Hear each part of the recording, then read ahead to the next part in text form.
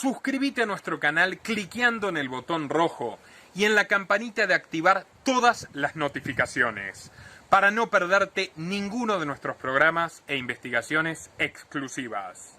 Hola, soy Nicolás Moraz y si sigues nuestro canal, estás acostumbrado a que constantemente te mostremos cómo las grandes fortunas del mundo, en un movimiento aparentemente contradictorio o paradójico, apuestan por el progresismo, por la izquierda, por el colectivismo. Ya sea Warren Buffett pidiendo que suban los impuestos, Soros pidiendo más regulaciones, Bill Gates fomentando un mayor gasto público o Elon Musk celebrando el socialismo tecnológico que le permite ser, claro, el número 1 en la lista patrimonial de la revista Forbes. Te hemos ido explicando cada uno de estos negocios detrás de causas supuestamente benéficas y que en realidad encubren instrumentos para someter y eliminar a la competencia y generar mercados cautivos que engrosen los bolsillos de estos señores, que a su vez, a través del financiamiento, condicionan y dominan a buena parte de la clase política de nuestros países, sea los Estados Unidos, Argentina, México, España, Colombia, Chile, Perú, Uruguay, Paraguay o donde estés.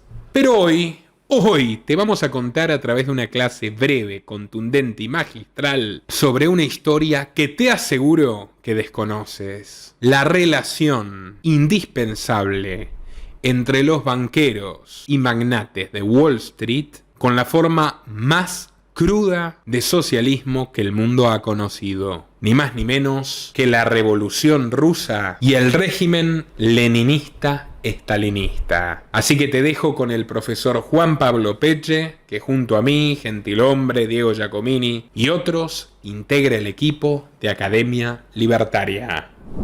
La absoluta mayoría de las personas que tengan un ápice de interés por la política o la economía tiene incorporado conceptualmente un falso dualismo.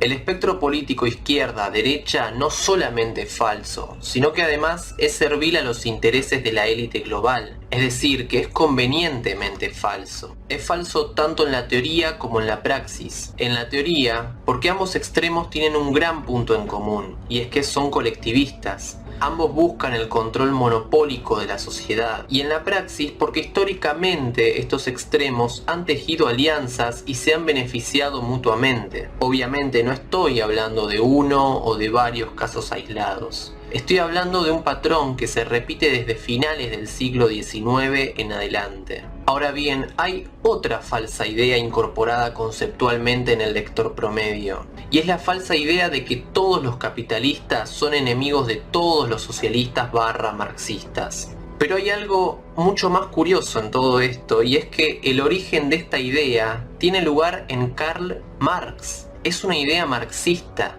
Por ende, incluso aquellos que defienden el capitalismo mainstream y se dicen anticomunistas o antimarxistas, pero perciben y repiten que todos los capitalistas son enemigos de todos los socialistas, son conceptualmente marxistas.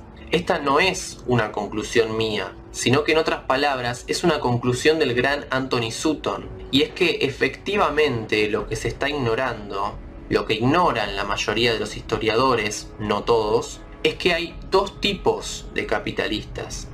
Los de laissez-faire o libre mercado, que son la mayoría, y los capitalistas monopolistas. Estos últimos, los monopolistas, son acérrimos enemigos de la libre empresa y se han beneficiado mutuamente con los socialistas. Oficialmente los bolcheviques se encuentran en el extremo izquierdo del espectro político y los financistas de Wall Street en el extremo derecho. Por lo tanto, una alianza entre ambos resultaría absurda. Pero no solamente hubo una alianza, sino que además se mantuvo durante décadas. Cabe aclarar que esta obra tiene un fuerte carácter historiográfico, razón por la cual aparecen demasiados nombres, sucesos, fuentes, y esto claramente sobrepasa mi capacidad de síntesis. Por ende tuve que seleccionar deliberadamente la información. Ni siquiera sé si puedo llamarle a esto un resumen del libro, es simplemente una recolección de datos importantes para comprender la idea central de la conclusión del autor. Recomiendo que, para profundizar el aprendizaje, refuercen el conocimiento adquirido con la lectura del libro. Ahora sí, dicho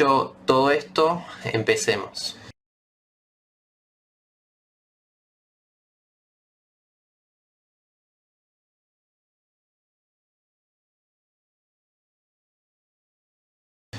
Trotsky llegó a Nueva York el 13 de enero de 1917 sin saber hablar inglés. Según sus palabras, su única profesión allí fue escribir artículos ocasionales para diarios rusos de baja circulación. Los únicos fondos que admite haber recibido en 1916 y 1917 son $310. Y según él, repartió todo ese dinero entre 5 emigrantes que estaban volviendo a Rusia. Así todo, Trotsky había pagado por una celda de lujo en su arresto en España, había viajado junto a su familia desde Europa a Estados Unidos, se instaló en un gran apartamento en Nueva York, pagando incluso el alquiler de 3 meses por adelantado. Tenía heladera, teléfono y hasta disponía de una limusina con chofer. Aún así, Trotsky decía que quienes afirmaban que tuvo otras fuentes de ingresos eran difamadores que diseminaban calumnias estúpidas. Pero claramente las tuvo. Ahora bien, ¿cuáles fueron? Bueno, se han mencionado distintas ocupaciones, pero no hay evidencia de que Trotsky haya realizado alguna actividad remunerativa además de escribir y hablar. Y es bien sabido que cuando abandonó Nueva York para dirigirse a Petrogrado con el fin de organizar la fase bolchevique de la revolución, lo hizo llevándose $10.000. Al producirse el derrocamiento del zar, el Novi Mir le hizo un reportaje a Trotsky en las oficinas del diario. Esa entrevista incluyó una afirmación profética sobre la revolución rusa. El comité que ha ocupado el lugar del depuesto ministerio en Rusia no representa los intereses ni los objetivos de los revolucionarios, y probablemente tendrá corta vida debiendo renunciar a favor de hombres que llevarán adelante la democratización de Rusia con mayor seguridad. Obviamente se refería a los mencheviques y bolcheviques, quienes estaban exiliados y tenían que volver a Rusia para derrocar al gobierno provisional de Kerensky, instaurado a partir del derrocamiento del zar. Trotsky y sus influencias sabían lo que iba a suceder pocos meses después. El presidente de los Estados Unidos, Woodrow Wilson, proveyó a Trotsky de un pasaporte norteamericano con el que podría retornar a Rusia para llevar adelante la revolución. Este pasaporte estaba acompañado a su vez de un permiso de entrada ruso y una visa de tránsito británica. El 26 de marzo de 1917, Trotsky partió de Nueva York en un barco en el que viajaban también otros revolucionarios trotskistas, comunistas norteamericanos, financistas de Wall Street y otras personas importantes. El 3 de abril de 1917, Trotsky fue desembarcado por personal naval británico en Halifax, Nueva Escocia, Canadá. También fueron sacados del barco su esposa, sus 2 hijos y otros 5 hombres descritos como socialistas rusos. Las instrucciones fueron enviadas desde Londres avisando que aquellos socialistas llevaban $10.000 de fuentes socialistas o alemanas y que pretendían derrocar al gobierno ruso. Sin embargo, Trotsky fue liberado un par de semanas después a pedido de la embajada británica en Washington, la cual actuó a pedido del Departamento de Estado norteamericano que, a su vez, actuaba para alguien más. Los funcionarios canadienses recibieron instrucciones de informar a la prensa que Trotsky era un ciudadano norteamericano viajando con un pasaporte norteamericano y que su liberación fue especialmente exigida por el Departamento de Estado en Washington. Trotsky tenía relaciones íntimas con el Estado Mayor alemán y los $10.000 que traía de Nueva York provenían de fuentes alemanas. Claramente era amigo de partidas dobles. La documentación oficial demuestra acciones contradictorias. Por ejemplo, el 20 de marzo de 1918, Trotsky afirmó que una alianza con Estados Unidos era imposible. Pero 3 días antes, el 17 de marzo, el embajador estadounidense en Rusia, Francis, decía lo siguiente: Trotsky requiere 5 oficiales norteamericanos como inspectores del ejército ahora bajo Organización para Defensa y requiere también personal ferroviario operativo y equipamiento. Esta solicitud a los Estados Unidos es inconsistente con el rechazo de una alianza. Y hay que mencionar también los posteriores juicios estalinistas de la década del 30, donde el núcleo central de las acusaciones fue que los trotskistas eran agentes pagados por la internacional capitalista. Mientras tanto, El regreso a Rusia de Lenin y su grupo de bolcheviques exiliados fue financiado y organizado por el gobierno alemán. Los fondos necesarios fueron transferidos en buena parte a través del Nya Banken de Estocolmo, propiedad de Olof Ashberg, de quien ya me explayaré en breve. El doble objetivo alemán fue, por un lado, sacar a Rusia de la guerra, y por el otro, controlar el mercado ruso de posguerra. Otro de los intermediarios entre los revolucionarios y el Estado alemán fue Alexander Parbus, un importante empresario millonario responsable de haber ideado el plan de financiamiento a Lenin y los bolcheviques. Fue él, de hecho, quien planificó la famosa operación en la que Lenin y otros 31 revolucionarios exiliados regresaron a Rusia desde Suiza a través de Alemania en un tren sellado bajo supervisión del socialista suizo Fritz Platen, pasando por Suecia y Finlandia hasta llegar a Petrogrado, donde se encontrarían finalmente con Trotsky. Los burócratas del Departamento de Estado ruso, preocupados por el ingreso de revolucionarios, intentaron hacer procedimientos más estrictos con el otorgamiento de pasaportes. Pero para entonces el menchevique Trotsky, junto con los bolcheviques de Lenin, ya estaban en Rusia preparándose para orquestar la nueva revolución. Antes de la Primera Guerra Mundial, las alianzas y trusts de Rockefeller y Morgan dominaban no solamente a Wall Street, sino que, a través de directorios interrelacionados, a casi todo el tejido económico de los Estados Unidos. La Warranty Trust Company, el trust más importante de los Estados Unidos al final de la Primera Guerra Mundial, era controlado por intereses de los Morgan. A través de amigos en el Departamento de Estado de los Estados Unidos, ejercieron una poderosa influencia sobre las relaciones ruso-norteamericanas desde la Primera Guerra Mundial en adelante. Sabemos también que financistas norteamericanos asociados con estos grupos estuvieron involucrados en financiar revoluciones incluso antes de 1917. Entre otros casos, financiaron la revolución del Istmo de Panamá con el objetivo de quitarle a Colombia $40 millones y adquirir el control sobre el canal de Panamá. Desde Wall Street se financió la revolución china de Sun Yat-sen en 1912, revolución considerada por los comunistas chinos como la precursora de la revolución maoísta. A cambio de apoyo financiero, Sun Yat-sen les prometió concesiones ferroviarias, bancarias y comerciales en la nueva China revolucionaria. Firmas de Wall Street, incluyendo la Warranty Trust, estuvieron involucradas en las actividades bélicas y revolucionarias de Carranza y Villa en México. El gobierno de Carranza fue el primero en el mundo en adoptar una constitución de tipo soviético, redactada por trotskistas. La American Gun Company le vendió armas y municiones al gobierno mexicano gracias a la intervención del secretario de Estado Robert Lansing, quien posteriormente tuvo conexiones indirectas con Trotsky. La revolución de Carranza no hubiera tenido tanto éxito sin las municiones norteamericanas. Una intervención similar en la revolución bolchevique gira en torno al banquero sueco Olof Ashberg, quien ayudó a financiar a los bolcheviques con su banco, el Nya Banken. El apoyo a los bolcheviques se efectuaba detrás del escenario y solo quedaba registrado en archivos gubernamentales que no se harían públicos por 50 años. La Warranty Trust estuvo involucrada en esto a través de su asociación con Ashberg y sus intereses en Russo Asiatic Bank, otro vehículo de transferencias. En agradecimiento, el gobierno bolchevique le permitió hacer negocios con la Unión Soviética durante la década de 1920. Hubo, de hecho, una relación de trabajo continua entre Olof Ashberg y la Warranty Trust Company, relación que se mantuvo antes, durante y después de la Revolución Rusa. Durante la época zarista, Ashberg fue el agente de Morgan en Rusia y negociador de préstamos por parte de los Estados Unidos.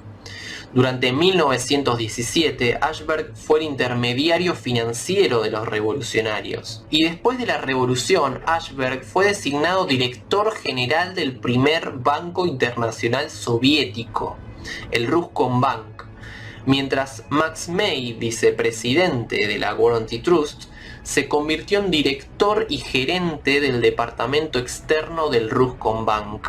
Max May no solamente estuvo involucrado con la revolución bolchevique y el establecimiento del primer banco soviético, sino que además estuvo involucrado en el espionaje alemán en los Estados Unidos durante la Primera Guerra Mundial.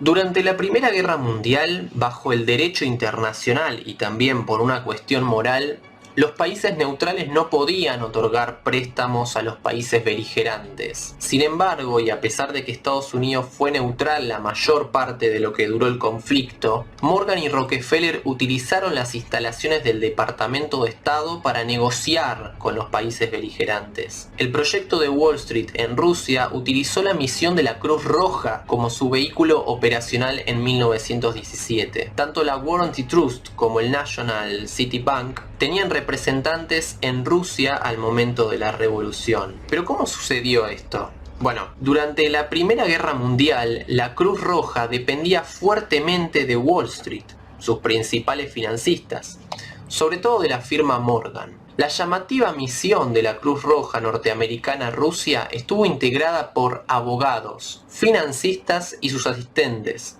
Había tan pocos médicos que apenas podían contarse con los dedos de las manos. Una vez llegada la misión a su destino, Petrogrado, se agregaron extraoficialmente 2 personas más. Uno de ellos era Frederick Kors, representante del National City Bank. El objetivo de esta misión claramente no era un humanitarismo neutral, sino que se trató de una gestión de financistas de Wall Street para lograr influencias y conseguir el control del mercado ruso.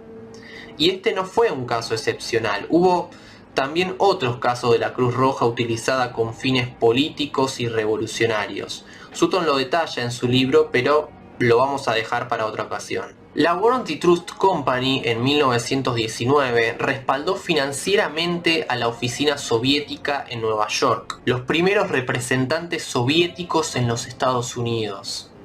Oficina que no hubiera podido ser establecida sin la influyente asistencia desde dentro de los Estados Unidos. Buena parte de esta asistencia provino de firmas que se resistían a que su apoyo se hiciera conocido públicamente. Mientras la Warranty Trust y firmas norteamericanas de primera fila estaban asistiendo a la formación de la oficina soviética en Nueva York, había tropas norteamericanas en conflicto con tropas soviéticas en Rusia del Norte. Estos conflictos eran diariamente informados por el New York Times, eran de público conocimiento. La Warranty Trust estuvo brindando asistencia financiera a ambos bandos de la guerra, enemigos entre sí. Financiaba también al general Kolchak en Siberia, quien combatía a los bolcheviques para instaurar su propio régimen autoritario. Y fue Warranty Trust en 1920 la fundadora de la United Americans, una organización anticomunista que generaba pánico en los habitantes estadounidenses a través de informes sin pruebas y predicciones absurdas. Recordemos que quienes estaban detrás de esto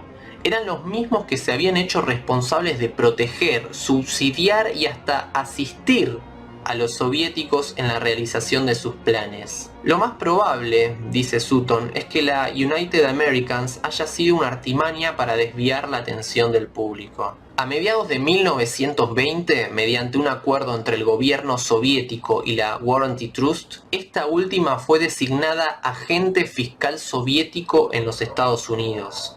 Gracias a esto, la Warranty Trust consiguió importar oro soviético a los Estados Unidos mediante maniobras extrañas. Hubo transferencias de fondos por parte de banqueros de Wall Street hacia actividades revolucionarias internacionales. William Boyce Thompson es un hombre desconocido en la historia del siglo XX. Sin embargo, desempeñó un papel crucial en la revolución bolchevique. Es más, si Thompson no hubiera estado en Rusia en 1917, seguramente la historia hubiera sido muy diferente. Thompson, Raymond Robbins y sus asociados neoyorquinos brindaron asistencia financiera y apoyo diplomático y propagandístico a Lenin y a Trotsky. Sin todo este fundamental apoyo, los bolcheviques difícilmente habrían alcanzado el poder. Thompson, asociado financiero de los Guggenheim y los Morgan, fue un corredor de bolsa de acciones mineras que obtuvo posiciones privilegiadas en los directorios de las principales empresas productoras de cobre en los Estados Unidos. En 19 1914 se convirtió en uno de los 9 directores del Banco de la Reserva Federal de Nueva York, gracias al presidente del Chase National Bank, controlado por Rockefeller,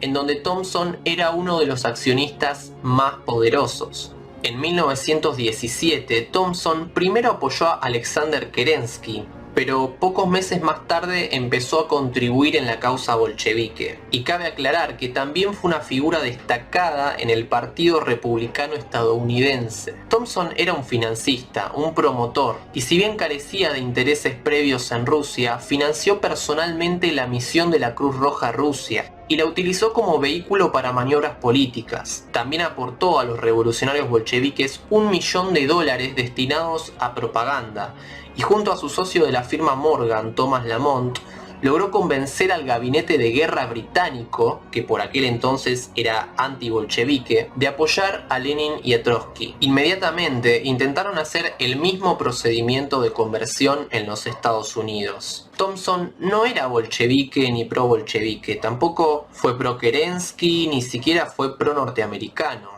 Las motivaciones de Thompson fueron primariamente financieras y comerciales. Estaba interesado en influenciar, desviar y capturar el mercado ruso para su explotación de posguerra por un grupo o varios de Wall Street. Además, Thompson consideraba a Alemania como un enemigo, no tanto político, sino más que nada económico y comercial. La industria alemana y la banca alemana eran sus verdaderos enemigos. Robert Minor, uno de los propagandas revolucionarios utilizados en el programa de Thompson, fue liberado bajo circunstancias que sugieren la intervención de las más altas esferas del gobierno norteamericano. Algunos agentes internacionales como Alexander Gumberg trabajaron para Wall Street y también para los bolcheviques. En 1917, Gumberg era el representante de una firma norteamericana en Petrogrado. Trabajó para Thompson en la misión de la Cruz Roja norteamericana y se convirtió en el principal agente bolchevique en Escandinavia hasta que fue deportado de Noruega. El 1 de mayo de 1918, fecha adorada por los revolucionarios rojos, se estableció la Liga Norteamericana para Ayuda y Cooperación con Rusia, un comité ejecutivo híbrido constituido por elementos revolucionarios locales, miembros del Congreso de los Estados Unidos e intereses financieros involucrados en asuntos rusos. Y este, a su vez, aprobó un programa que enfatizaba la necesidad de establecer una división rusa oficial en el gobierno de los Estados Unidos dirigida por hombres fuertes. Esta división recurriría a la ayuda de universidades, organizaciones científicas y otras instituciones para estudiar e investigar la cuestión rusa, coordinaría y uniría las organizaciones dentro de los Estados Unidos para beneficio de Rusia y organizaría un comité de inteligencia especial para la investigación de los asuntos rusos. En 1918, Thompson y Robbins enviaron a revolucionarios bolcheviques y equipos de propaganda hacia Alemania, y se justificaron con la excusa de que había que derrotar a Alemania e impedir la explotación alemana de Rusia. Es el mismo argumento que había utilizado el propio Thompson año atrás para obtener apoyo británico frente al primer ministro George Lloyd. En junio del mismo año, el embajador Francis y su equipo regresaron de Rusia a Estados Unidos y exigieron al presidente Wilson reconocer y ayudar al gobierno soviético. Esto se filtró hacia la prensa y fue ampliamente difundido. Se alegaba que, si no se ayudaba a Rusia, su régimen se debilitaría y eso favorecería a los alemanes. Se citaron estadísticas exageradas para apoyar la propuesta. Por ejemplo, que el gobierno soviético representaba al 90% del pueblo ruso y el 10% restante estaba constituido por la anterior clase propietaria y gobernante. Cito a Lenin ante el 10º Congreso del Partido Comunista Ruso. Sin la asistencia del capital nos será imposible retener el poder proletario en un país increíblemente arruinado en el cual el campesinado, también arruinado, constituye la amplia mayoría. Ahora cito a Sutton. Mientras recopilaba material para este libro, constantemente aparecía en primer plano una ubicación y una dirección, el 120 de Broadway, ciudad de Nueva York. Este libro podría haber sido escrito incorporando solamente personas, firmas y organizaciones ubicadas en Broadway 120 por el año 1917. Si bien hubiese sido forzado y antinatural, hubiera excluido solamente un segmento pequeño de la historia. En Broadway 120 había un gran edificio con más de 30 pisos. El Bankers Club o Club de los Banqueros estaba ubicado ahí. El más importante de los distritos del sistema de la Reserva Federal estaba ubicado ahí. Los Guggenheim y el corazón ejecutivo de General Electric, las oficinas de varios de los directores del Banco de la Reserva Federal de Nueva York y la American International Corporation también estaban domiciliados en Broadway 120. Ludwig Martens, designado por los socialistas como el primer embajador bolchevique en los Estados Unidos y titular de la oficina soviética, también tenía oficinas en Broadway 120. Dos de los vehículos operativos para infiltrar movimientos revolucionarios extranjeros estaban ubicados en Broadway 120. El Banco de la Reserva Federal de Nueva York, fuertemente vinculado por medio de personas designadas por Morgan, y la American International Corporation, firma controlada también por Morgan. El presidente de la American International Corporation y no menos de 4 directores eran también directores del Banco de la Reserva Federal de Nueva York. William Boyce Thompson era también un director del Banco de la Reserva Federal de Nueva York. William Franklin Sands, secretario ejecutivo de la American International Corporation y director del Banco de la Reserva Federal de Nueva York, contribuyó con $1 millón a los bolcheviques después de concretada la revolución.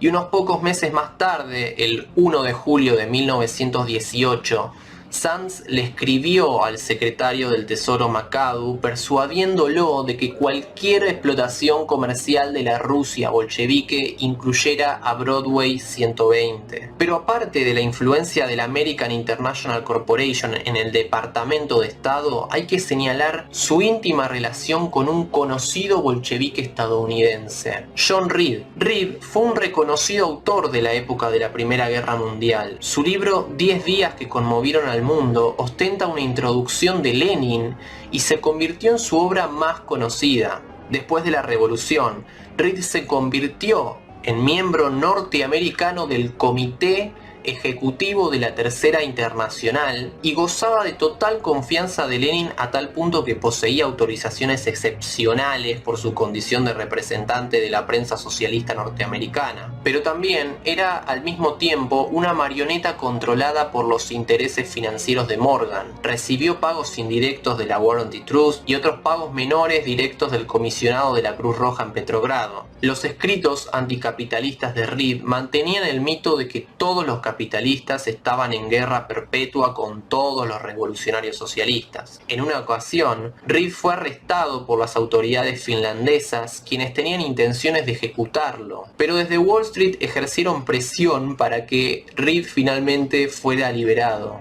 Hacia finales del siglo XIX, Morgan Rockefeller y Guggenheim ya habían demostrado su proclividad al monopolio. En Railroads and Regulation, su traducción al español sería Ferrocarriles y Regulación, Gabriel Kolko demostró cómo fueron estos propietarios ferroviarios y no los granjeros los que querían el control estatal de los ferrocarriles a fin de preservar su monopolio y abolir la competencia. Aplicando la misma lógica al caso de Rusia, podemos concluir que un grupo de financistas de Wall Street expandió sus ambiciones monopólicas y ensanchó sus horizontes a una escala global, con el objetivo de convertir el gigantesco mercado ruso en un mercado cautivo y una colonia tecnológica a ser explotada por unos pocos poderosos financistas norteamericanos y las corporaciones que estos controlaban. Cabe recordar que Trotsky aplastó a los elementos libertarios en la Revolución Rusa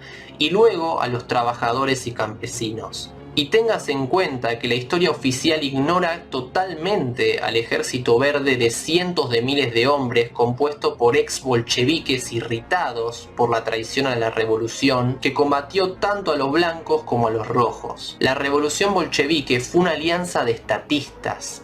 estatistas revolucionarios y estatistas financieros, aliados contra elementos genuinamente libertarios en Rusia. Para quien se pregunte si estos banqueros eran bolcheviques encubiertos, Sutton responde inmediatamente que no. Los financistas no tuvieron ideología, solamente persiguieron el poder. Apoyaron a cualquier vehículo que ofreciese un acceso al poder. Trotsky, Lenin, el zar, Kolchak, todos recibieron mayor o menor ayuda. Todos excepto aquellos que deseaban una sociedad individualista verdaderamente libre. Trotsky era un internacionalista. Estaba a favor de una dictadura mundial. Esto es perfectamente compatible con los intereses de los magnates de Wall Street. John Rockefeller III expone en su libro La Segunda Revolución Norteamericana una abierta exhortación a que nuestra primera prioridad sea la de trabajar para otros. Y habla incluso del bien común, aunque dice él, desde el conservadurismo. Rockefeller hace una exhortación al humanismo, que en realidad es una exhortación al colectivismo, porque en estos términos humanismo es colectivismo. Y es notable que los Rockefeller, que han promovido esta idea durante más de un siglo, no hayan transferido sus propiedades a otros. Lo implícito en sus pretensiones es que todos nosotros trabajemos para los Rockefeller, una clara exhortación para la continuación del apoyo de Morgan Rockefeller a empresas colectivistas y a la anulación masiva de derechos individuales. El bien común ha sido utilizado y sigue siendo utilizado como excusa para la autopromoción de un círculo elitista que predica la paz mundial y la decencia humana. Pero mientras se considere a la historia mundial como un conflicto marxista inexorable entre el capitalismo y el comunismo, los objetivos de la alianza entre la finanza internacional y la revolución internacional permanecerán fuera de su comprensión. Del mismo modo que no se comprenderá la absurda promoción del bien común por parte de los saqueadores. Wall Street salió a la arena en Washington en defensa de los bolcheviques. Y tuvo éxito. El régimen totalitario soviético sobrevivió. Durante los años 30, firmas extranjeras, mayormente del grupo Morgan Rockefeller,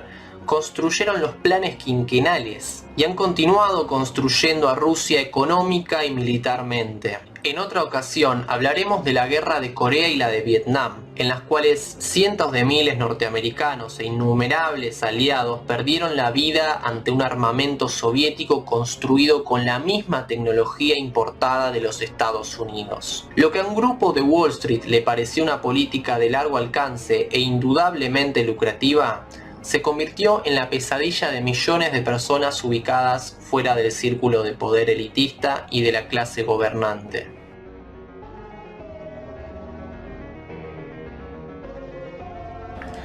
Bueno, espero que haya quedado clara por lo menos la idea central de esta magnífica obra del brillante Anthony Sutton.